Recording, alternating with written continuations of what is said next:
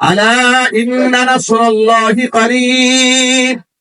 আল্লাহ পাক বলেন, নির্যাতিত অধিষ্ঠ হওয়ার পরে আমার বান্দারা যখন বলেছে আল্লাহর সাহায্য কখন আসবে, তখন আমি আমার পক্ষ থেকে ঘোষণা দিয়ে বলি, আলা জেনে রেখো, ইন্না নাসরাল্লাহি করিব, আল্লাহর সাহায্য বড় নিকটে।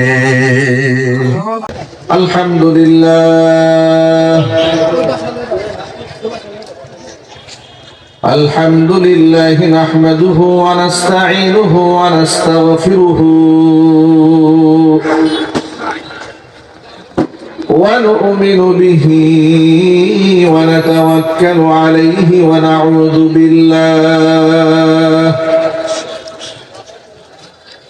নাউযু বিল্লাহি মিন শুরুরি আনফুসিনা ওয়া মিন সাইয়্যাতি আ'মালিনা।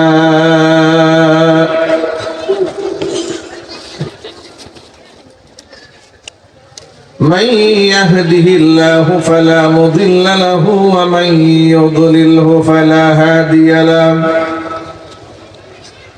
ونشهد أن لا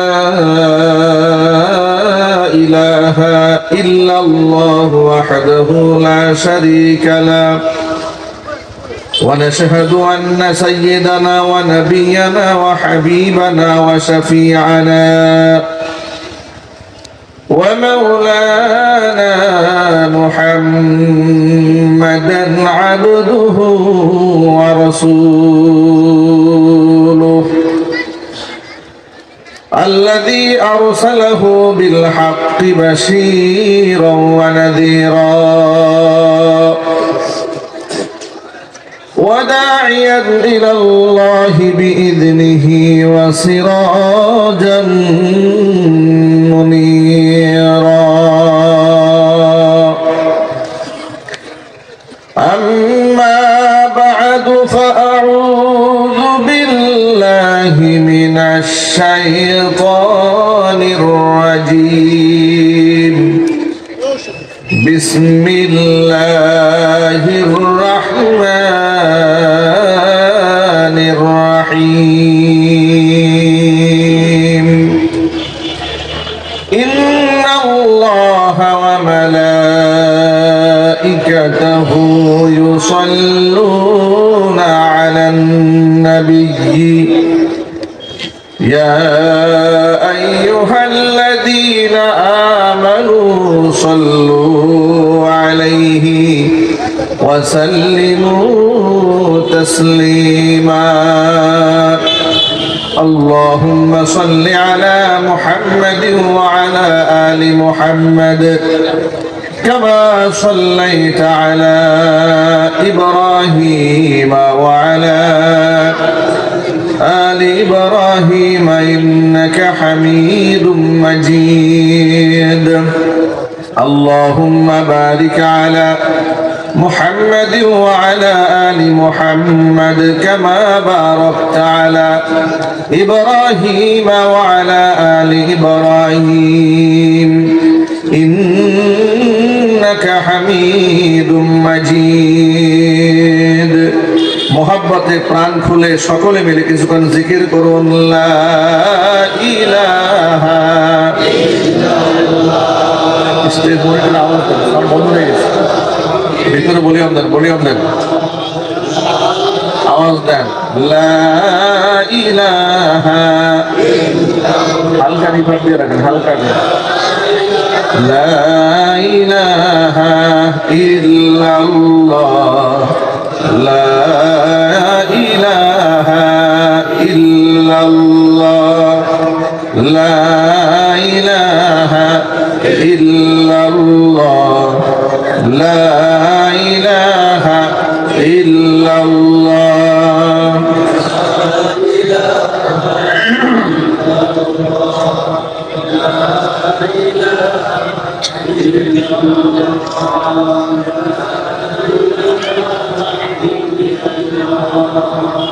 لا إله إلا الله محمد رسول الله সাল্লাল্লাহু আলাইহি ওয়াসাল্লাম। বিশেষ অতিথিবৃন্দ, হাজারাত, উলামায়ে কেরাম, মুরব্বিয়ান ইজম, অত্র এলাকা এবং পার্শ্ববর্তী এলাকার বিভিন্ন প্রান্ত থেকে ছুটে আসা দিন দরদি, ইমানদার, পরহেজগার, মুত্তাকি মুসলিম ভাইয়েরা, পর্দার অন্তরালে অবস্থানরত আমাদের সকলের শ্রদ্ধাভাজন পর্দানিশীন মা এবং বোনেরা, মহান আল্লাহ রাব্বুল আলামিনের দরবারে আলিশানে লাখো কোটি শুকরিয়া আদায় করছি যে মহান মনিব আমাদেরকে জুলাই আগস্টের বিপ্লব সাধন করে দিয়ে একটি স্বাধীন বাংলাদেশের সুন্দর রূপরেখার মধ্য দিয়ে কোরআন সুন্নাহ থেকে স্বাধীনভাবে কথা বলার সুযোগ তৈরি করে দিয়েছেন। এই জন্য আপনারা খুশি না বেজার? কম না বেশি? হৃদয়ের গহীনের সবটুকুন মোহাব্বত, ভালোবাসা, শ্রদ্ধা নিবেদন করে আল্লাহ পাকের শেখানো ভাষায় শুকরিয়া আদায় করছি। জবান ছেড়ে দিয়ে সকলে একযোগে বলছি আলহামদুলিল্লাহ। রব্বানা লাকাল হামদ হামদান কাসীরা তাইয়িবান মুবারাকান ফীহি রব্বানা লাকাল হামদু কামা ইয়ানবাগি লিজালালি ওয়াজহিকা ওয়া আযীমি সুলতানিকা। আল্লাহ রাব্বুল আলামিন আজকে তাফসীরুল কোরআন মাহফিলকে কবুল করুন। অত্যন্ত কষ্ট করে যারা আজকে আয়োজন করেছেন, দূরদরাজ থেকে শোনার জন্য যারা এসেছেন, কোরআনের নূর দিয়ে আল্লাহ পাক সিনাগুলো আলোকিত বানায় দেন। অত্র এলাকার সমস্ত মুর্দেগানের কবরে আযাব আল্লাহ তাআলা কিয়ামত পর্যন্ত বন্ধ করে দিন। কাল হাসরের কঠিন ময়দানে এই আয়োজন আল্লাহ তাআলা আমাদের সকলের নাজাতের জরিয়া হিসেবে কবুল করেন। প্রিয় ভাইরা, হেদায়েত দেওয়ার মালিককে। পৃথিবীর কোনো মানুষের হাতে হেদায়েতের মালিকানা আছে? কোনো পীরের হাতে, দরবেশের হাতে? হেদায়েত একমাত্র কার হাতে? আল্লাহ পাক যেন হেদায়েতের নূর দিয়ে আমাদের জীবনকে আলোকিত বানায় দেন। সর্বোপরি আজকে কোরআন সুন্নাহ থেকে উপকৃত কথা আমরা বলতে পারি, শুনতে পারি, সেই তৌফিক আল্লাহ পাক আমাদের সকলকে দান করেন। ভাইরা, উলামায়ে কিরাম কোরআন সুন্নাহ থেকে দিক নির্দেশনামূলক কথাবার্তা বলবেন স্বাধীনভাবে, এটাই তো আমাদের প্রত্যাশা। ওলামাদের দায়িত্ব হচ্ছে আল্লাহর কথা, রসুলের কথা আপনাদের কান পর্যন্ত পৌঁছে দেওয়া। জবরদস্তি করে কোনো আলেম আল্লাহর কোনো বিধিবিধান আপনাদের উপর চাপাই দেবে না, ঠিক কিনা বলেন? কিন্তু বিষয়টি যদি এরকম হয় যে আমি তো কোরআন শরীফের সব কথা মানি না, সুতরাং ওলামারা সব কথা বলতেও পারবে না, আমার কান শুনতেও প্রস্তুত নয়, এরকম কপাল পোড়া এই সমাজে আছে না নাই? আরো জোরে বলেন। এটা আফসোস। ওলামারা তো আপনাকে বাধ্য করেনি, ওলামারা আপনাকে জায়েজ না জায়েজ, বৈধ অবৈধ, হক হালালটা বুঝিয়ে দিয়েছে।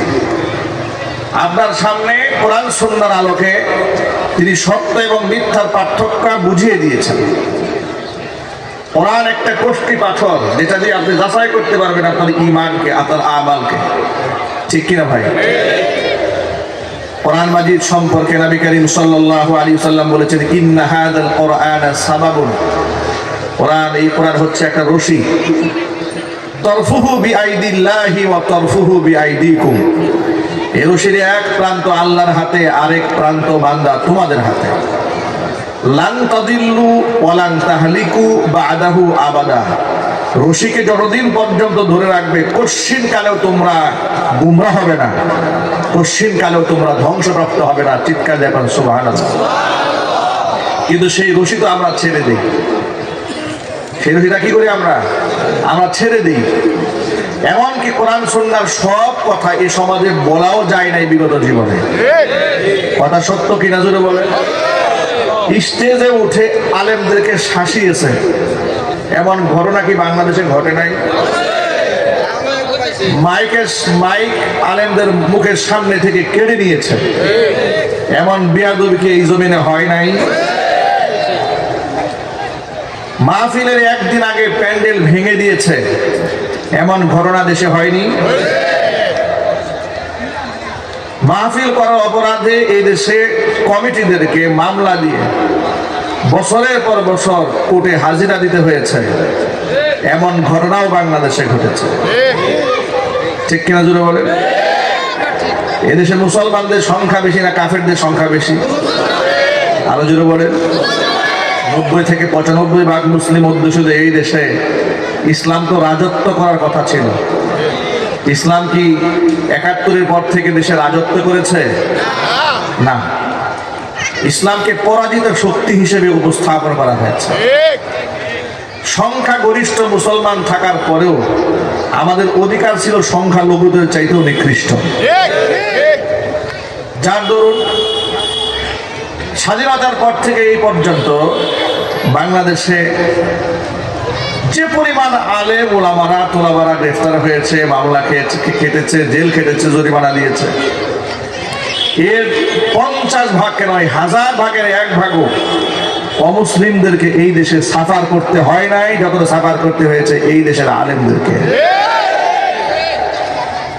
পৃথিবীর নিজামের উল্টাটা হয়েছে বাংলাদেশে। ছোট্ট করে যদি বোঝাবার জন্য বলি, আমাদের পার্শ্ববর্তী বিরাট দেশ ভারত, সেখানে সংখ্যাগরিষ্ঠ হচ্ছে হিন্দু, মুসলমানদের সংখ্যা কম, 15% মুসলমান, 15% সেখানে বসবাস করে।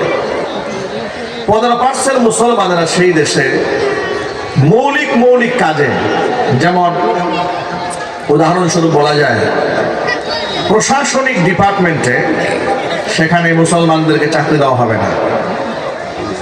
আমার কথা যদি আপনাদেরকে বোঝাতে হয়, বুঝতে হয়, তাহলে বাস্তবতা উপলব্ধি করতে হবে, গবেষণা করতে হবে, খবর নিতে হবে।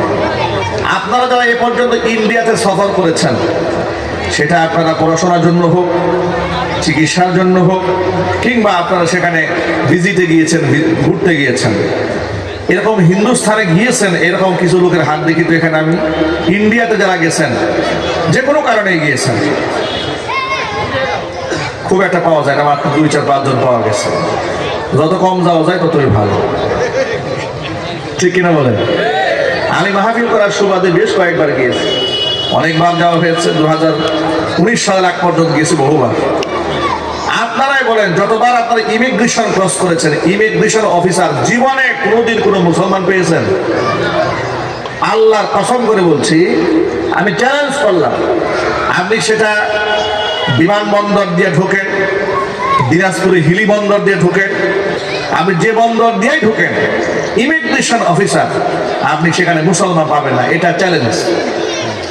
গোটা ভারত দেশ জুড়ে ইমিগ্রেশন সেন্টারগুলোতে অফিসার রাখা হয়েছে, একবারে কট্টর হিন্দুত্ববাদী, মারাত্মক লেভেলের ইসলাম এবং মুসলিম বিদ্বেষী লেভেলের মানুষগুলোকে বসে রাখা হয়েছে।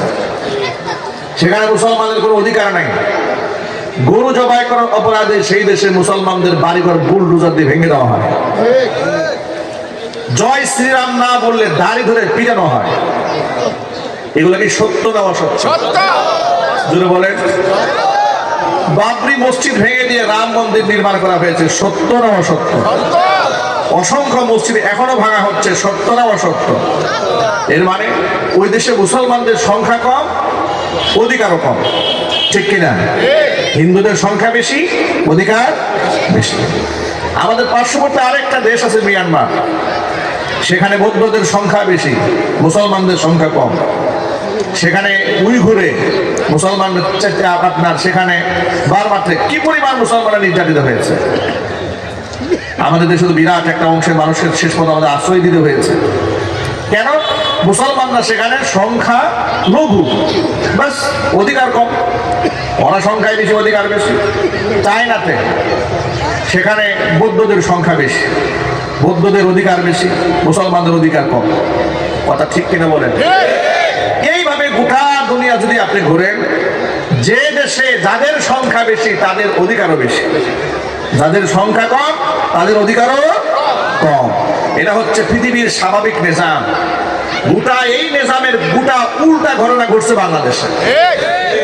কথা বলে থাকেন। বাংলাদেশে মুসলমানদের সংখ্যা বেশি হওয়ার পরেও মুসলমানদের অধিকার ছিল এই দেশে সবচাইতে কম। এই কথাগুলা যে আলেমরা বয়ানে তুলে ধরবে তাদেরকে বানিয়ে দেওয়া হতো মৌলবাদ, তাদেরকে বানিয়ে দেওয়া হতো জঙ্গিবাদ। আর এই পুরো প্রেসক্রিপশনটা তৈরি করে দিতে ভারতের র।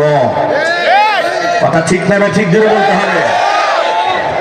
এরপর আলেমদেরকে কুণ্ঠাটা করা হতো, পুরা নিজামটা উল্টে করা হয়েছে। ৭১ দেশ স্বাধীন হলেও পরিপূর্ণ স্বাধীনতার স্বাদ এই দেশের মানুষ কখনোই পায় না। আবার এই যে জুলাই আগস্টের বিপ্লবে দেশ দ্বিতীয়বারের মতো স্বাধীন হলো, কিছুটা স্বাদ আস্বাদন করতে পারছে দেশের মানুষ। কিছুদিন আগে তো মানুষ কথা বলতে ভয় পাইতো, মোবাইলে কাটেন ভয় পেত, লোকেরা ভয়ে ভয়ে কথা বলতে সাহস পেত না, মাইকের সামনে কথা বলতে সাহস পেত না। এখন তো মানুষ কথা বলার সুযোগ পাচ্ছে, ঠিক কিনা বলেন? আপনারা খুশি না বেজার? আলহামদুলিল্লাহ বলেন। আমি এখান থেকে আপনাদেরকে যে কথাটা বলতে চাই সেটা হলো এই, যে ইসলাম পৃথিবীতে নেতৃত্ব দেওয়ার জন্য এসেছে। এটা পরাজিত শক্তি নয়, ইসলাম হচ্ছে বিজয়ী শক্তি। কোরআন মাজিদ আল্লাহ রাব্বুল আলামিন বলেছেন,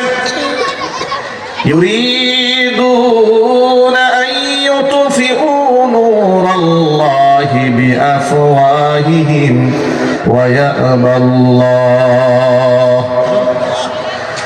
ইয়াবাল্লাহু ইল্লা আন ইউতিম্মা নূরাহু ওয়ালাউ কারিহাল কাফিরুন।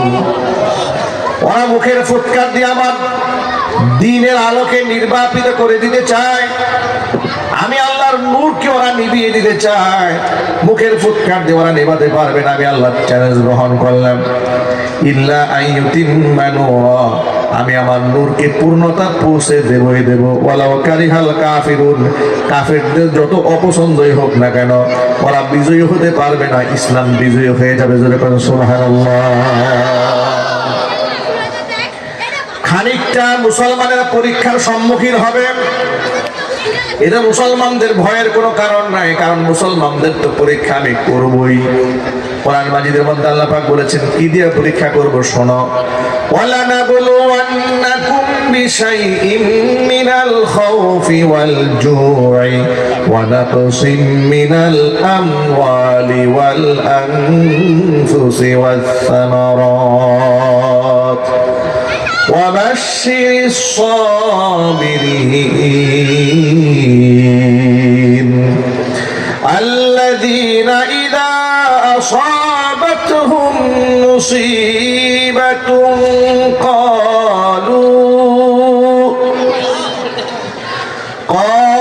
قالوا إنا لله وإنا إليه راجعون।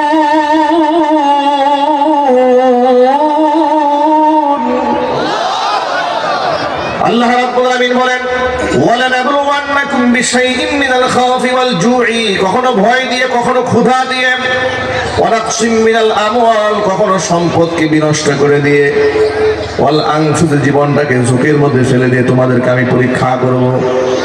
ওয়াবাশশিরিস সাবিরিন, নবীজি ধৈর্যশীলদেরকে আপনি সুসংবাদ দিয়ে দিন।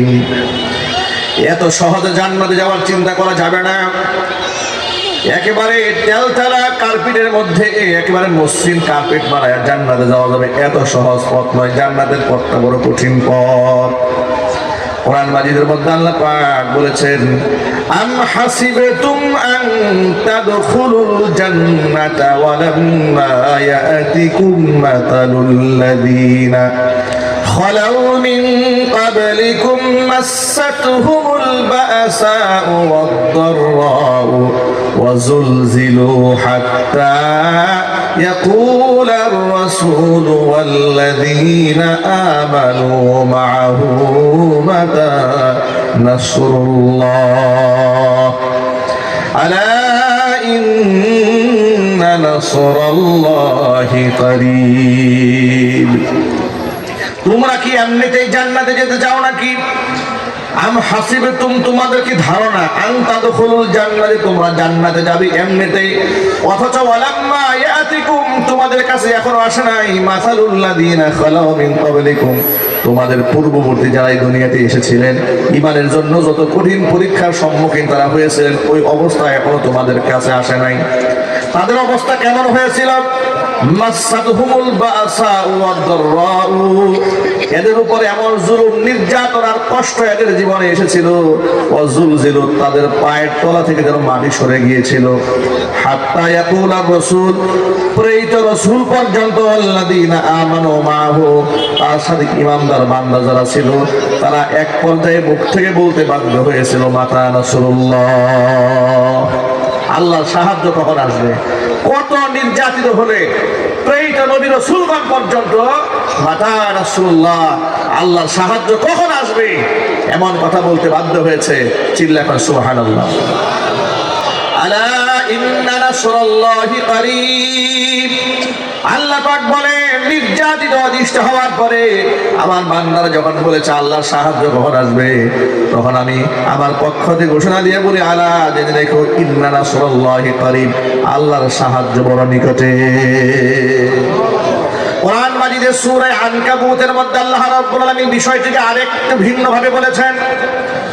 আল্লাহ রাব্বুল আলামিন স্পষ্ট করে বলে দিয়েছেন, আহাসিবান নাসু আইয়ুতরাকু আইয়াকুলু আমান্না ওয়া হুম লা ইফতানুন, মানুষের কি এটা ধারণা হয়ে গেছে নাকি শুধু বলবে ঈমান আনছি আর এতেই ছেড়ে দেওয়া হবে, পরীক্ষা করা হবে না, এটা কি মানুষ মনে করেছে নাকি? অথচ ওয়ালাকাদ ফাতান্নাল্লাযীনা মিন ক্বাবলিহিম, পূর্ববর্তী যারা এসেছিল তাদের কাছ থেকে আমি আল্লাহ তাআলা পরীক্ষা নিয়েছিলাম, এদের কাছ থেকে আমি পরীক্ষা নেব। কেন পরীক্ষা নেব? শোনো, ফালা ইয়ালামান্নাল্লাহুল্লাযীনা সাদাকু ওয়া লা ইয়ালামান্নাল কাযিবিন, পরীক্ষা নেওয়ার পরে বোঝা যায় আসলে ঈমানের দাবিতে কে সত্যবাদী আর ঈমানের দাবিতে কে মিথ্যাবাদী। পরীক্ষা না এলে ছাত্র কি আসলে কৃতকার্য হলো, সে আসলে পড়াশোনা করেছে কিনা, এটা কি বোঝা যায় ভাই? আরো যদি বোঝা যায়। মুমিন জীবনে বিপদ আসলে তখন টের পাওয়া যায় ঈমানের মাত্রা কতটুকু আছে, ঠিক কিনা বলেন? ঈমান কতটুকু মজবুত আছে এটা টের পাওয়া যায় কখন? বিপদ আসলে, মুসিবত আসলে। সুবহানাল্লাহ। আমার প্রিয় ভাইরা, সাহাবায়ে কেরাম বিপদের সম্মুখীন হয়েছেন, অধৈর্য হয়ে যান নাই। আম্বিয়া আলাইহিমুস সালাতু ওয়াস সালাম জীবনে চরম মুসিবতের সম্মুখীন হয়েছেন, অধৈর্য হন নাই, আল্লাহকে গালমন্দ করেন নাই, সাহাবীরা আল্লাহকে গালি দেন নাই। আইম্মায়ে মুজতাহিদিন, সালফে সালিহিন যারা নির্যাতিত হয়েছেন তারা আল্লাহকে গালমন্দ করেননি।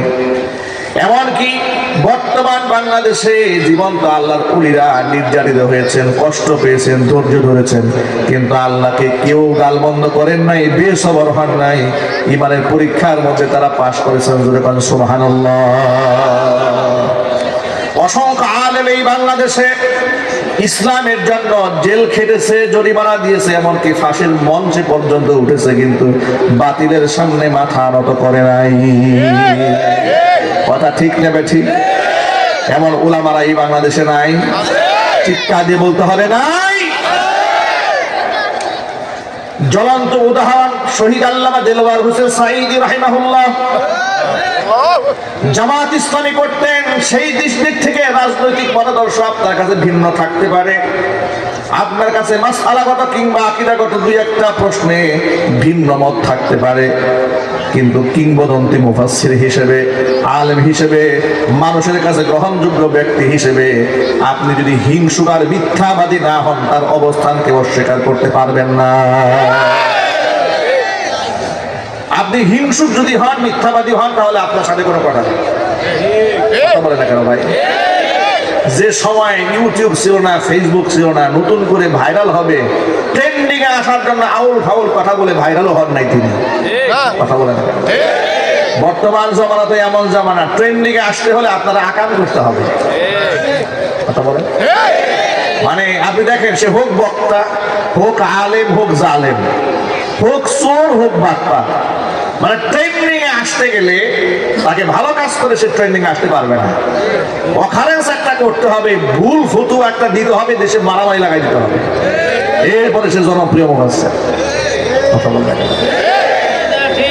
আর বিরুদ্ধে লেখালেখি শুরু হয়ে যাবে, বিভিন্ন জায়গায় জুতা মিছিল হবে, ঝাড়ু মিছিল হবে, এরপরে অনেক সময় লাইভে এসে বলবে আই এম এক্সট্রিমলি সরি। ইতিমধ্যে উনি ভাইরা, ঠিক কিনা? এই জন্য কিছু কিছু বক্তা দেখবেন ঘরে বসে এমনিতেই উল্টো পাল্টা কথাবার্তা বলে, মানুষ এত গালিগালাজ করে এরপরেও সে আকাম কুকামে কথা বলতে বন্ধ করে না। কিছুদিন পর পরে এক একটা ড্রপ মারা নিয়ে বের হয়, কথা বলে দেখেন, নাম দেয় ড্রপ হুজুর, আবার দেয় এক্সপোর্ট হুজুর, কেউ বলে ইনপুট হুজুর, কেউ বলে পুষ্পা হুজুর। কথা ঠিক না ঠিক? এবার ইচ্ছা করে বলে কেন? যাতে করে ওর বিরুদ্ধে ঝাড়ু মিছিল হয়, জুতা মিছিল হয়, মানুষ গালিগালাজ করে, ট্রেন্ডিং এ চলে আসে, ভাইরাল হবে। তাহলে এই জামানায় ট্রেন্ডিং এ আসতে গেলে আপনাদের ভুল ফতোয়া দিতে হবে, উলট পালট মাসালা বলতে হবে।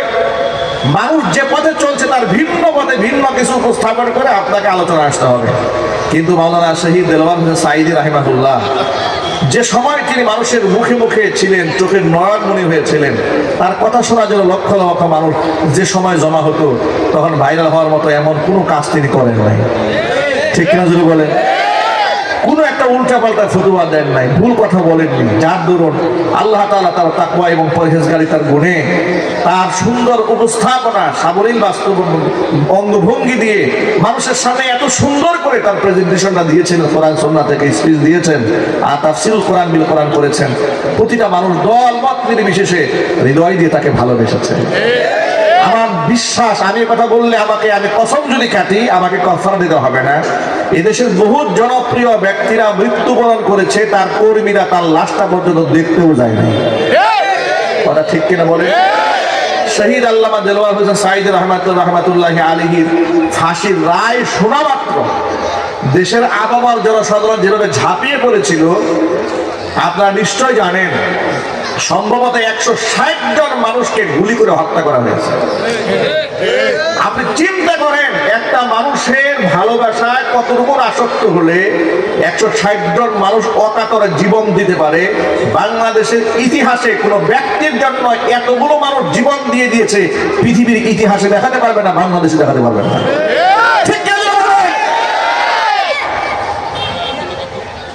আল্লাহর ওলি যারা, সে সমস্ত ব্যক্তিরা বাতিলকে কখনো ভয় করে না। শিরক এবং বেদাতের বিরুদ্ধে তিনি একেবারে কঠিন ভাষায় মানুষের সামনে কোরআন সুন্নাহর হক কথাগুলো তুলে ধরতেন। চট্টগ্রাম তাফসীর মাহফিলের সেই সময়, যে সময় গোটা চট্টগ্রাম অঞ্চল মাজারে ভরপুর, মাজারের আখড়া, সেই প্যারেড ময়দানে বসে বসে তিনি এই সমস্ত পীর পূজার, কবর পূজার বিরুদ্ধে এমন হুঙ্কার দিতেন, এমন হুঙ্কার বাংলাদেশে কারো মুখ থেকে শোনা যেত না। ঠিক কিনা বলে? শিরক এবং বেদাতের বিরুদ্ধে গর্জে উঠেছিলেন। আল্লাহ তাআলা তবাকাত কোথায় বাড়িয়ে দিয়েছে। সুবহানাল্লাহ, আরো যখন সুবহানাল্লাহ। আমার মনে আছে, আমি ফুলপুর ময়মনসিংহে একটা মাহফিল করতে গেলাম, এক বড় পুলিশের ঊর্ধ্বতন কর্মকর্তার দাওয়াতে। তিনি বললেন, হুজুর আমি পল্টন থানাতে ছিলাম, তো সেখানে থাকার পরে সাইদি সাহেব যখন কারাগারে, তখন তাকে এখানে রিমান্ডে আনা হয়েছিল। তো রিমান্ডে যখন তাকে এখানে আনানো হলো, তখন আমি তার জন্য রুমটা পরিষ্কার পরিচ্ছন্ন করে রেখে দিয়েছিলাম, একদম স্প্রে করে সাজিয়ে রেখেছিলাম। তো হুজুর আসলেন, এসে মুচকি হাসি দিয়ে বললেন, ওসি সাহেব থানার পরিবেশ কি এত সুন্দর থাকে নাকি? তখন উনি বললেন যে আমি তাকে যখন বলেছিলাম, হুজুর আমার তো সৌভাগ্য যে আপনাকে খেদমত করার সুযোগ পেয়েছি। তিনি আমার কাছে গল্প করে, এই বছর গল্প, যে আমার সৌভাগ্য আপনার খেদমত করার আমি সুযোগ পেয়েছি। সুবহানাল্লাহ বলেন। আলেমদেরকে মানুষ কত মহব্বত করে, কতটা ভালোবাসে, আর আপনারা সেই সমস্ত আলেমদেরকে ধর্ষণকারী, রাষ্ট্রবিরোধী, মানবতা বিরোধী, খুনি, এই সমস্ত করে মানুষের সামনে তাদেরকে ছোট করতে চেয়েছিলেন। আপনারা কি তাকে ছোট করতে পেরেছিলেন? আরো যদি বলেন তো ভাই। তিনি যখন মারা গেলেন, শহীদ হলেন, তারা জানাজা পড়ার জন্য ঢাকা শহরের মানুষগুলো কেমন করেছে দেখেছেন আপনারা? অ্যাম্বুলেন্সের সামনে লোকেরা শুয়ে পড়েছে, তারা জানাজা পড়বে ঢাকা শহরে। আরে বাবা, আপনারা যাদের তার লাশ নিয়ে ষড়যন্ত্র করলেন, জানাজা পড়তে দেবেন না, আপনাদের লোকরা মারা গেলে তো মাইকি করে আপনার লোকও খুঁজে পান না। ঠিক কিনা বলে? এরপরে তাকে কবর দেওয়া হবে খুলনাতে। সেখানে তার একটা কামিল মাদ্রাসা আছে, সেই মাদ্রাসার পাশে। খুলনা কিছু কুলাঙ্গাররা বললো যে এই রাজাকারের লাশ খুলনাতে কবর দেওয়া হবে না। এই বেয়াদবি করলো। বেয়াদবি করার পরে তাকে কবরস্থ করা হলো পিরোজপুরের, যেখানে সাইদি ফাউন্ডেশন আছে, ওখানে কবর দেওয়া হলো। লোকের থেকে দেখেছি যে এই পর্যন্ত যখন বৃষ্টি ছিল ওই দিন আপনার মাঠে পানি হাঁটু পর্যন্ত পানি, এই হাঁটু পর্যন্ত পানির মধ্যে সকাল থেকে ভোর থেকে 2টা 3টা পর্যন্ত বেলা পানির মধ্যে দাঁড়িয়ে থেকেছে হাজারো লাখো মানুষ জানাজা পড়ার জন্য। সুবহানাল্লাহ বলবেন না? এভাবে কোরআন শরীফ আয়াতটা শোনায় আপনাদেরকে। এগুলো টাকা পয়সা দিয়ে হয় না, এগুলো ক্ষমতা দিয়েও হয় না, এগুলো আল্লাহ প্রদত্ত নিয়ামত। ইন্নাল্লাযীনা আমানু ওয়া আমিলুস সালিহাতি সায়াজআলু লাহুমুর রাহমানু উদ্দা।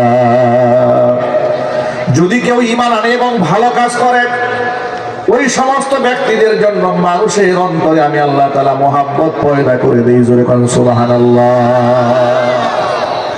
দেশের এইভাবে হক্কানি আলেমরা যেখানে মারা গেছেন মানুষ তাদেরকে রাজকীয় শেষ বিদায়টা দিয়েছেন। মুফতি আমিনী রহমাতুল্লাহি আলাইহির বিদায়টা রাজকীয় বিদায় হয়েছে। জুবাইর আহমদ আনসারী রহমাতুল্লাহি আলাইহির বিদায়টা করোনার সময় রাজকীয় বিদায় হয়েছিল, ঠিক কিনা বলেন? আল্লামা আজিজুল হক রহমাতুল্লাহি আলাইহির বিদায়টা রাজকীয় বিদায় হয়েছে। এইরকম গোটা বাংলাদেশে আলেমরা যখনই বিদায় হয়েছে লাখো লাখো মানুষ প্রস্তুত নয়নে জানাজার নামাজে শামিল হয়ে চোখের পানি ছেড়ে আল্লাহ রাব্বুল আলামিনের দরবারে তাদেরকে সঁপে দিয়েছে। এই সমস্ত আলেমদেরকে আপনারা শত্রু বানিয়েছিলেন, কি অপরাধ ছিল আলেমদের আপনারা বলেন? আলেমরা ইসলামের কথা বলেছে, কোরআনের কথা বলেছে, আল্লাহর কথা বলেছে, রাসূল পাক সাল্লাল্লাহু আলাইহি ওয়াসাল্লামের কথা বলেছে। আলেমরা আল্লাহর কথা বলতে গিয়ে আপনারা বাধা হয়ে দাঁড়িয়েছিলেন, আপনারা তাদের বিরুদ্ধে শত্রুতা পোষণ করেছিলেন। এবার হাদিস শোনায় আপনাদেরকে। ১৫০০ বছর আগে বিশ্বনবী মুহাম্মদ রাসূলুল্লাহ সাল্লাল্লাহু আলাইহি ওয়াসাল্লাম বলেছেন, কুন আলিমান। আলেমদের যেহেতু এত মর্যাদা, সম্ভব হলে নিজে আলেম হয়ে যাও। আলেম হতে পারো না, আও মুতাআল্লিমান, আলেমের ছাত্র হয়ে যাও। তাও পারো না, আও মুস্তামিআন, আলেমের শ্রোতা হও। তাও পারো না, আও মুহিব্বান, আলেমকে ভালোবাসো। 1 নাম্বার নিজে আলেম হও, না পারলে আলেমের ছাত্র হও। তাও পারো না, আলেমের শ্রোতা হও। না হয় আলেমকে মহব্বত করো। 4 নাম্বার ওয়ালা তাকুনিল খামিস ফাতাহালি, 5 নাম্বার হইও না, তাহলে ধ্বংস হয়ে যাবে। এর মানে খবরদার খবরদার খবরদার আলেম বিদ্বেষী হয়ে যেও না, তাহলে ধ্বংস হয়ে যাবে। ১৫০০ বছর আগে মুহাম্মদ রাসূলুল্লাহ সাল্লাল্লাহু আলাইহি ওয়াসাল্লামের ভবিষ্যৎবাণী বাস্তবায়িত হচ্ছে সমাজে। আলেম বিদ্বেষী যারা হয়েছে, অপমান আর লাঞ্ছনা গঞ্জনার মালা তারাই গলায় পড়েছে।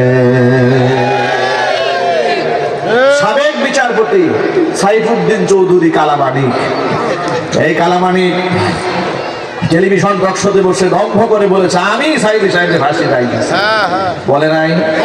মাত্র 1 মাসের ব্যবধানে রাষ্ট্র যখন উল্টায় গেল, গদি উল্টায় গেল, নৌকা উল্টায় গেল।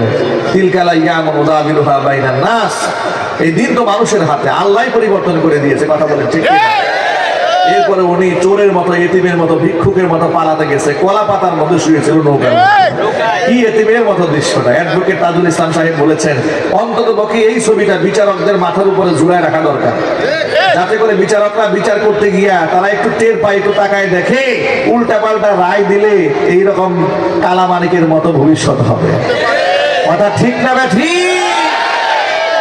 আমি আপনাদের কাছে বলতে চাই, সেটা হলো আলেমদের সম্মান এটা আল্লাহ পাক দিয়েছেন।